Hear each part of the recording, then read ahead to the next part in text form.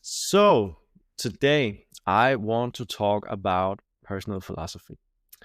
And I want to talk about this because in the last episode, I talked a bit about how courage to be who you are, or just courage in general, is like the essence of becoming a good person, have a good life, to have the courage to be the person you want to be, basically. So this means that you also need to know who you want to be, how you want to be. And that comes down to the term that I now will use as personal philosophy. And that's the term I also talked about last time that I got from Jim Rohn. I haven't listened more to Jim Rohn. It was only that one time, like half an hour or so. But the thing about personal philosophy stuck, and it's I'm very curious about it, that you can have your own personal philosophy. Um, and you don't have to be or act or do what anybody else told you. You can do your own thing because that's your personal philosophy. And your personal philosophy and your courage will be the things to dictate how well you are doing in life, how well you are feeling, and how well you are doing in general. So when you have a good personal philosophy and you have the courage to outlive this personal philosophy, you are basically unstoppable, and also what you can call as limitless. Um, because you just do the things you want to do, and you do things that are good for you and good for your outer world and your inner world, and you will just rise in this world. Um, I'm just thinking about a song that I've started listening to from Kendrick Lamar called "Whacked Out Merles," and the verse, I don't know if it's called the verse, but he says, "Going up your rank, know that you are God, even when they say you ain't." I love that sentence. It's very good. Um, One of the things that I've started to is listening to a lot of hip hop, a lot of motivational hip hop. Um, and I would like to talk a bit about that in another video about how to get more courageous. But now we're talking about personal philosophy.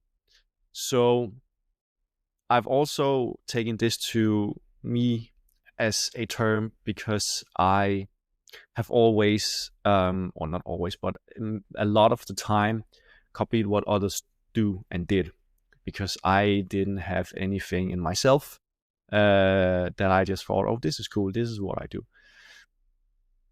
And now, and I think that comes from that I thought that I was not good enough, so what I thought and believed was not worth anything.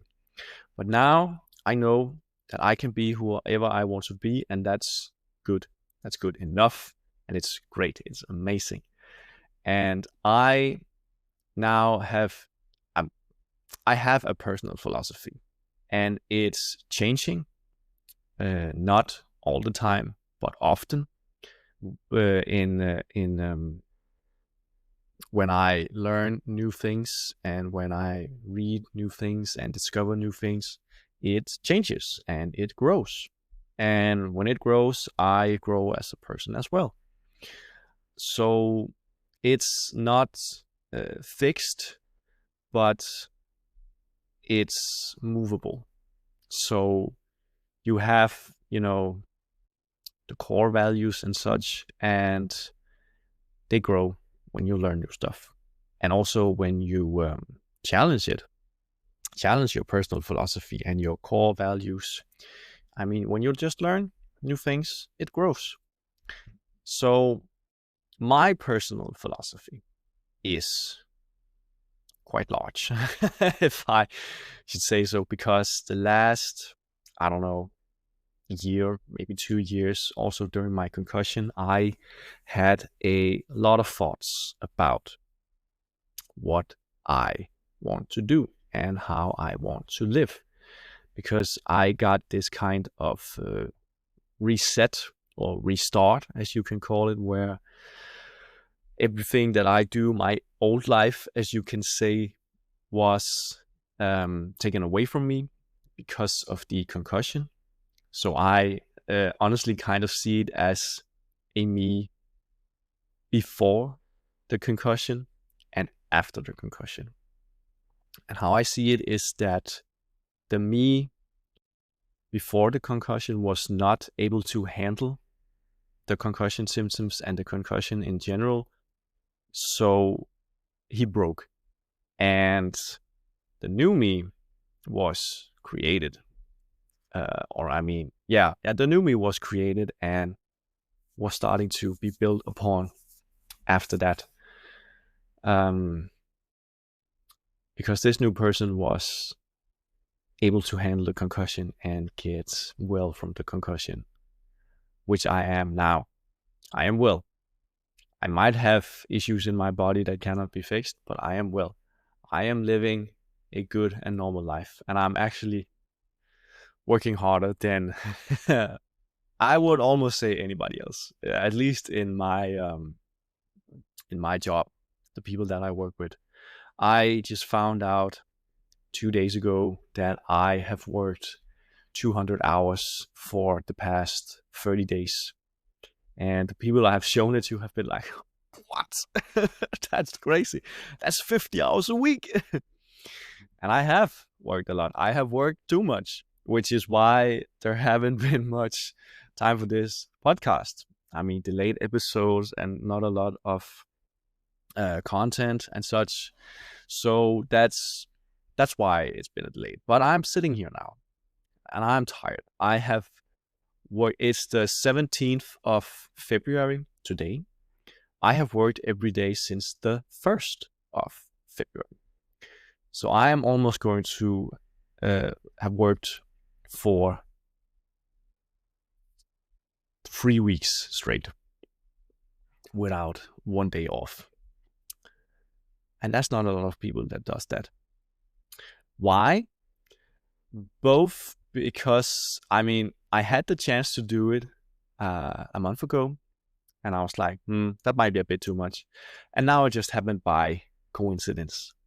A bit of my own. I mean, I knew I could have said no to some of the shifts, but I didn't.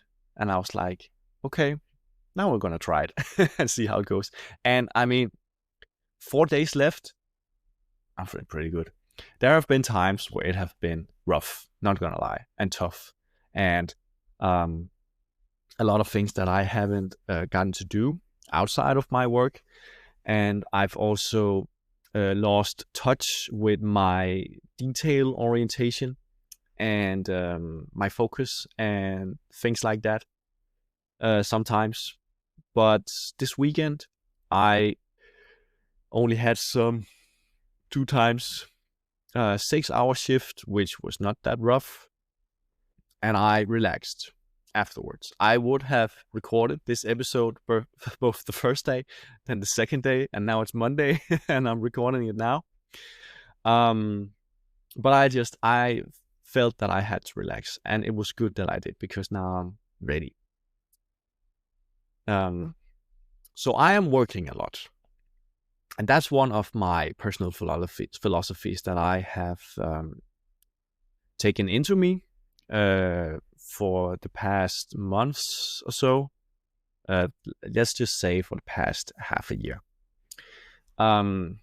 Because I have found out that discipline and work ethic is the way to get forward in the life and the way to get fast forward in life. Fast forward. Funny. Because when you use a lot of time working, I mean, not necessarily on your job, but on yourself, you are gonna go places fast. And that's what I feel, that the work that I do, I'm growing a lot from it. I've said this before. And now that I'm working so much, I'm also growing from that, because it's increasing my work ethic and how much I can handle, how much work I can handle. So in the future, I know I can handle this kind of work. I don't think I'm gonna get as much work in the future as I have had for the past 30 days. But then I know that I can do other stuff beside that, which is great. And I'm not gonna lie, it's gonna be good to have some time off to do more things that I want to do. I would like to start swimming. Actually, I don't think I've mentioned this in the podcast before, but I've talked to a member in my gym, and he said that he swam like 4 to 5 times a week beside his workout. And I was like, damn, that's cool. And the thing is that Will Smith was told to spend more time in the water because the ocean is the biggest metaphor for feminine. Because the feminine energy is like the ocean and it's like the waves. And I kind of get it.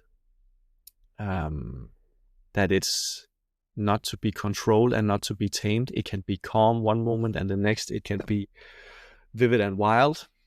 And he was told to spend more time in the ocean to get more connected to the feminine energy. Not that he had to become more feminine, but that he had to understand the feminine energy more. And I would like to do that. And then one last thing is that Stormzy has made a song which is called Give It to the Water. And it's just, it's amazing. Every time I hear it, I'm like, oh, damn, I need to start swimming. So I want to start ocean swimming and see what that is. But I need to get a suit, I don't know if it's called a wetsuit or what is called a swimming suit. Maybe not a swimming suit, but so I can keep warm because it's February here in Denmark. I mean, the temperature for the past couple of days has been below 0 degrees. There's snow outside. But I have found a you could call organization, a group who does outdoor swimming every week during the year, which I am about to contact. But I haven't because I've been too busy. But I will, if not this week, then in the weekend, I will try and get into the messenger group, the Facebook group, and also find out how expensive a swimming suit is, and how to know if it fits and such things. To read more about it, I haven't prioritized it. Let me say it as that. But I want to do that also because I want to challenge myself with swimming. I think that could be a very good challenge for me as well.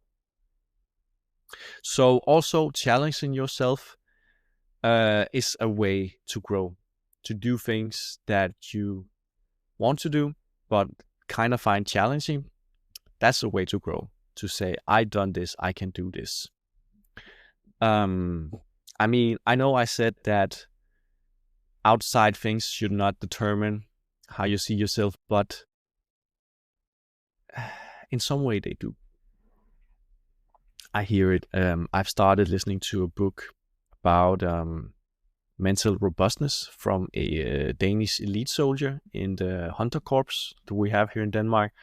One of the, I don't know if I should say, it's just an elite corps in our army here in Denmark. And I don't know why. Okay, I do know why. I've started to take a really big interest in the mentality that you can learn from elite soldiers and elite armies. And there are some books here in Denmark that are written by some of these former Hunter soldiers. And also I've listened to David Goggins, who is a Navy SEAL.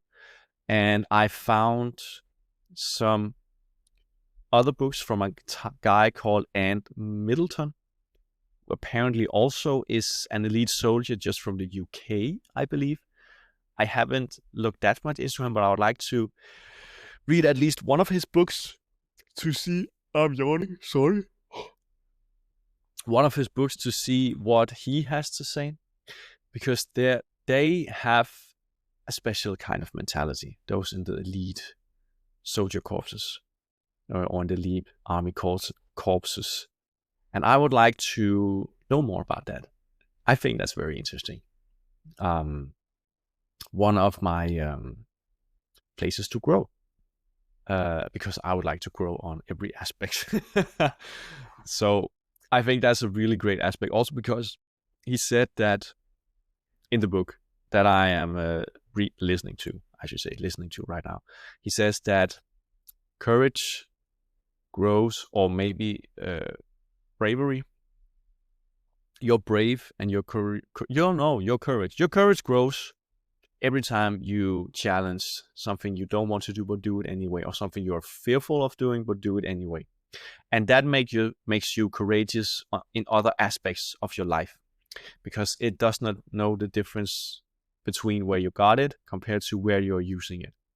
So the more you challenge your courage, the more courageous you become, and also in every other aspects of your life. And the more you believe in yourself. That's beautiful. Because I know that what I talked about last time, from the courage to be disliked, the Adler theory, he said that you can be who you want to be, and you just have to choose it. I agree with that, but as he says, the hunter soldier, as he says in his book, is that it takes time to grow and to change. How much time it takes is, I actually thought about this. I don't know how to define how long time it will take. I think it depends a lot of the person, on how much work every individual person wants to put into themselves, how disciplined they are. That can grow. The more disciplined you are, the more disciplined you become, because you, again, challenge yourself to be more and more disciplined. So it really depends on the person and how far they are with their mindset. It takes time building these things, building these mental structures and this mental strength. And you also need to know how to do it. That's also one of the things. So I don't have an answer to how long time it will take yet, but I think that it's individual. And if there could be a way to make it happen fast, that would be pretty cool.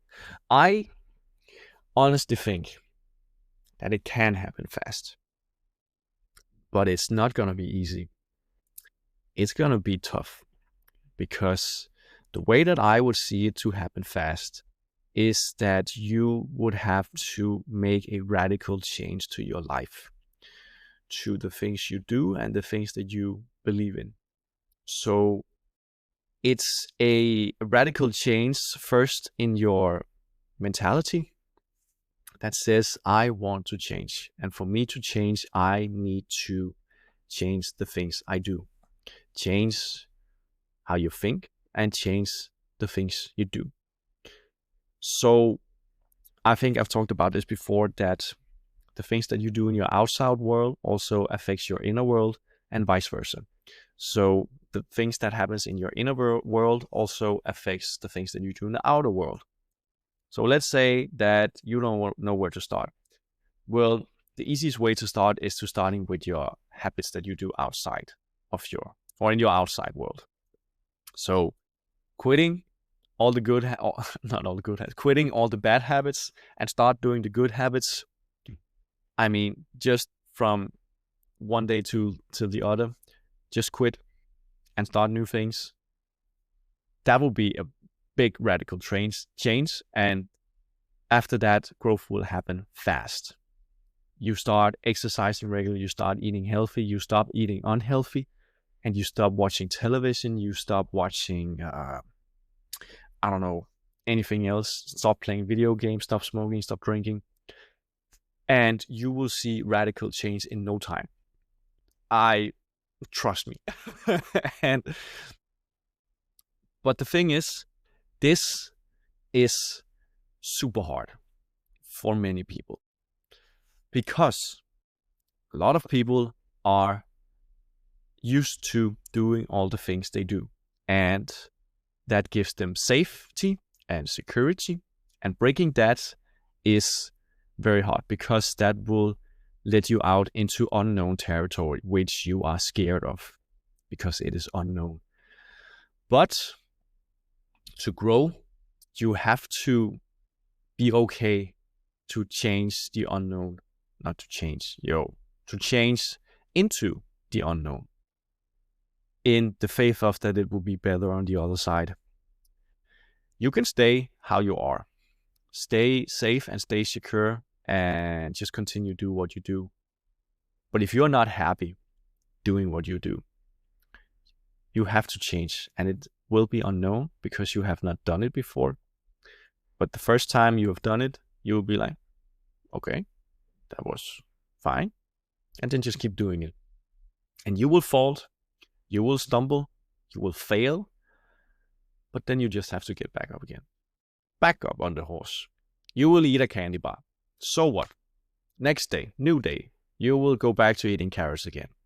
Another time, you will go late to bed, and you will be tired the next day. Okay, we go early to bed the next day, and go early to bed again, and again. And sometimes you will get late to bed again, and you just have to get back on the horse. It's the really great Japanese quote I've heard, which says, it's not about, no, it says, you fall 7 times, but you get back up 8 times.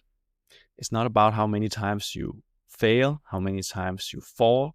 It's about how many times you get back up and get back in the game. And that's very powerful. So failure is unavoidable. Failure is a part of learning, and failure is very critical when it comes to learning, because when you fail, you learn from your mistakes and you will not fail again. If you keep failing the same things, you have not learned from your mistakes. So you have to change something. Maybe it's mentality, or maybe it's something in your outer world. I mean, mentality is the best place to change, but might be also the hardest place to change. For some, I mean, it is about mental strength. And again, I believe that it doesn't come from one day till the other. It takes time to build. But with time, it will increase, and it will get better, and you will get better. And all of a sudden, you just doing all these amazing things, and you don't even thinking about it because you have done it for so long, and you just keep doing it. It's just about starting, and then about keep going for the rest of your life. Which is pretty amazing. I'm smiling because I think this is pretty cool. So I'm talking about this, but this is actually some of my personal philosophy. To keep growing, to keep building, to keep challenging yourself for the rest of your life. To do all the good habits for yourself, not for anyone else, but for yourself, because they're good. They're good for you, and they will make your life so much better. Dropping all the bad habits. Don't care about what other people say about you when you don't watch television, you don't play video games. It doesn't matter, because they don't know how it's like not to do it. Unfortunately, I should say, it's amazing. What else? Personal, yeah, I mean, living healthy, eating healthy. And then the thing about having good core values, which I think is very important. And that comes back to the warrior mentality that the book that I'm reading is about. So the warrior mentality is not just only some guy who can grind like hell, It's also a guy who has his core values in place, who knows what the right things are to do and does it. And does the right things because they're right. Not because he gets praised for it or because he gets rewarded for it, but because they are the right thing to do. And that's so powerful. I just love that. And I really aspire to live like that, to keep doing the right things for myself and for others because they are the right thing to do. I'm not perfect. Let me tell you that. I'm not perfect and I don't know anything. But I keep growing. I keep challenging myself. And I am also trying to keep humiliating myself. Not in the sense of getting into situations when I get humiliated, but to humble myself, I should say instead. To humble myself, to know that I am not perfect and I will never be, and that's okay. I have realized that, and I don't know everything. I actually don't know anything when it comes down to it, which is also pretty crazy. Which is why I keep searching for more knowledge and keep challenging myself to keep learning and keep growing. I don't know how many times I've said grow so far. It's a lot. Just in this podcast, in general, that would be fun to make a statistic upon how many times I've said grow and growing. That's a lot. That's a lot. Well, I guess that's what this podcast about. It's about growing as a person, as a human being, which is what I want to do. So another thing is also to have this balance between the warrior mentality and the love mentality, which I also talked about. So it might be a bit confusing because the warrior, I would say the warrior mentality is like the masculine energy, which is like to going forward, which is, masculine, courageous, masculine. And then the love mentality is the feminine energy, which is compassionate, creative, and things like that. I'm not very good at explaining it right now, but you need to have the balance between that. So for me, as a man, I have a dominant masculine energy, so that's what I have most of, but I also need to still have and be in touch with my feminine energy, to be compassionate about myself and to be compassionate about others as well. So have the right balance of that, not like in 50-50, but maybe, I don't know if 80-20 is the right balance. Something like that, 80-20. I think that's pretty cool. When we go back to the Pareto principle, I believe it's called 80-20, the magic number. I really like that. 80-20 is a pretty good scale, which is also what I do my diet. I do 80% healthy and clean food, and then I do 20% not so healthy. Because I'm going to eat about 4,500 calories a day. Getting that with clean food is very tough. I don't have the time for that. So I need to get from other not so clean sources as well. And it's not that bad. I eat 2 protein bars a day. That's like about 10% of my total calories.